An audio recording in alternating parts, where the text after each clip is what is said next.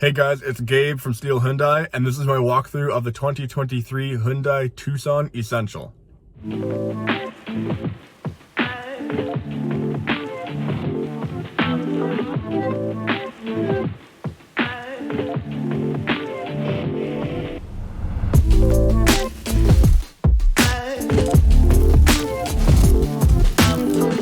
The Tucson is the third out of the four main Hyundai SUVs, with the first being the small Venue, the second being the midsize Kona, the third being the upper midsize Tucson, and the largest one being the Palisade. This particular Tucson is the Essential model, which is the lowest and cheapest trim level you can get. I'm actually starting this walkthrough from the back seat because the back seat might be the best part about the Tucson. It's enormous. Look how much room there is between my knee and the seat in front of me. That seat is not all the way forward. It's where I left it when I got out of the driver's seat. I'm 6 feet tall, and I have never been more comfortable in the back seat of a 5-seat SUV. This is fantastic. And the Tucson isn't a big car. It's about average size for the market segment that it's in. But because its wheelbase is longer for the size that it is, it means the interior cabin space can be increased without making the car physically larger.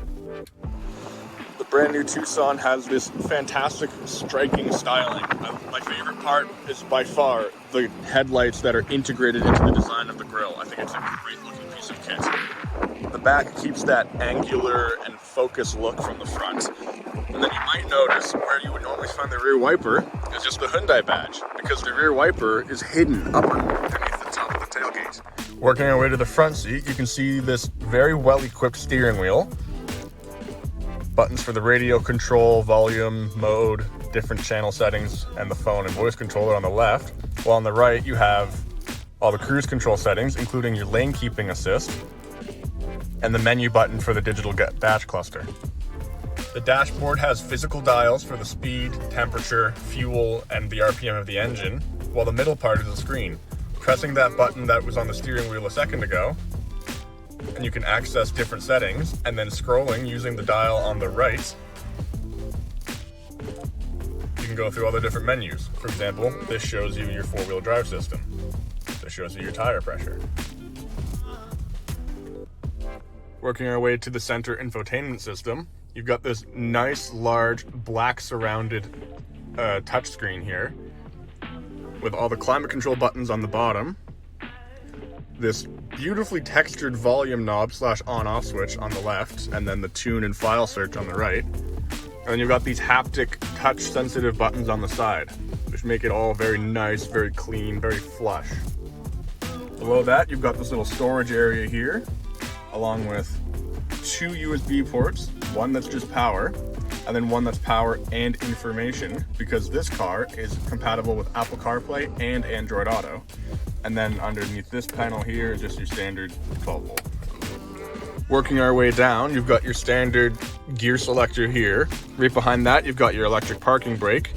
You've got your drive terrain button here, which lets you select the terrain you're driving on, and the car's computer will sort out how to best tackle that terrain. You've got a hill descent assist here, which will help your car not slide going down slippery surfaces. It comes with a start-stop to save fuel, and this is the button to turn that on and off if you're not a big fan of the engine turning itself off to save fuel. And you got heated seats. The new Tucson has 4 different drive modes: Eco, Normal, Sport, and Smart. But because of today's gas prices, I'm going to be leaving it in Eco. One thing that's hard to see in the daytime is the Tucson has ambient lighting. In Eco mode, you can see the green light beside the speedometer. I switched to Normal, and it's blue. Sport is red. Smart is almost purple. The lighting can be found throughout, just hard to show you right now because it is, well, new. This central toggle here can bounce between the drive mode and the terrain mode. So I just showed you how the drive mode works, so I press it again, and now it brings up the terrain computer. So when I move that toggle, I can select if I'm driving on snow, in the mud, or in sand. And what that does is it controls the brakes, the throttle, stuff like that, the transmission, to help you better drive and have safer control in tough and slippery conditions. Having just started driving this car a few minutes ago for the first time, I can say I'm pretty impressed. It's a base model, but it's very comfortable. The seats are nice and comfy with manual adjustment, but plenty of different adjustment settings for them. The driving position is nice and high. Feels like you're seated more in an armchair than you would be in the driver's seat of a car. And because that driving position is nice and high, your view of the road ahead of you is really good. There's fantastic visibility all the way around the car. Now that being said, the high driving position doesn't make it feel big. I know like in trucks and big SUVs, the high seating position will remind you that you're driving a big vehicle. That's not the case with the Tucson. It might be a high driving position with great forward visibility, but it doesn't make it feel like it's a big vehicle. Part of the reason for that is the wheelbase is long, but the overhangs are short. This is part of the reason that it has fantastic control and stability, and it's also why the interior space is so big without making the vehicle much physically larger than the outgoing model. They just prioritized the cabin, and I've got to say, it really paid off. This is a fantastic place to be. Overall, I'm very impressed with the 2023 Hyundai Tucson. This is a base model, and it's still very well equipped. Loads of features, it looks great. The rear seat is massive, but it doesn't feel like a big car.